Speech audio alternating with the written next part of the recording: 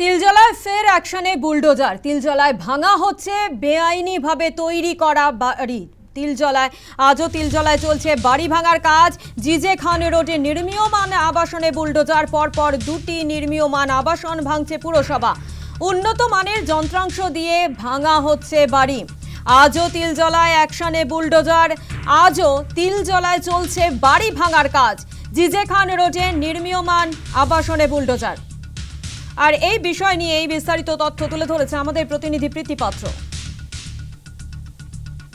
তিলজলায় একের পর এক ভাঙা হচ্ছে বেআইনি নির্মাণ। এর আগেই আমরা দেখেছিলাম তিলজলায় বেআইনি নির্মাণ ভাঙার কাজ শুরু করা হয়েছিল কলকাতা পুরসভার পক্ষ থেকে, এবং তারপরেই তিলজলার জিজে খান রোড, সেখানেও কিন্তু পরপর দুটি একেবারে বহুতল, সেই বহুতলের ভাঙার কাজ কিন্তু রবিবার থেকে শুরু করেছেন কলকাতা পুরসভার কর্মীরা। এই মুহূর্তে ছবিটা দেখাবো আমি, একেবারে রয়েছে জিজে খান রোডে, যেখানে পাশাপাশি দুটি বহুতল রয়েছে যেগুলো কিন্তু নির্মীয়মান বিল্ডিং। আর এক মাস পর, যেখানে স্বাভাবিকভাবে ছবিটা দেখে বোঝাই যাচ্ছে, আর এক মাস পর কিন্তু সেখানে মানুষের বসবাসও শুরু হতো, সেই বিল্ডিংগুলি কিন্তু কলকাতা পুরসভার পক্ষ থেকে ভাঙার কাজ শুরু হয়ে গিয়েছে।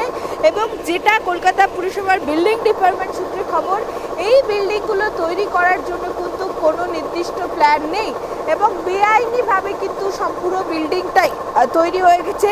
এবং যে কারণে কলকাতা বিল্ডিং বিভাগের যে বৈঠক হয়, সেই বৈঠক থেকেই কিন্তু এই বিল্ডিংগুলো ভাঙার সিদ্ধান্ত নেওয়া হয়েছে।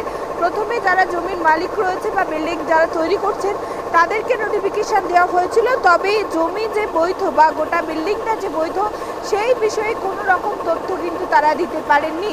এবং শুধুমাত্র এই দুটি পাশাপাশি বিল্ডিং না, দেখা যাচ্ছে তিলজলার ঠিক এর পাশেই 50 মিটার দূরে আরও একটি বিল্ডিং রয়েছে, যেখানে কিন্তু ইতিমধ্যেই মানুষের বসবাস শুরু হয়েছে। প্রায় 36টি পরিবার থাকে, সেই বিল্ডিংও ভাঙা হবে, এমনটাই কিন্তু ইতিমধ্যেই নোটিশ দেওয়া হয়েছে কলকাতা পুরসভার পক্ষ থেকে। এবং দেখা গিয়েছে সরকার পরিবর্তনের পরেই মুখ্যমন্ত্রী তিনি কিন্তু একেবারেই কড়া নির্দেশ দিয়েছিলেন যে কোনো রকম বেআইনি নির্মাণ কিন্তু বরদাস্ত করা হবে না।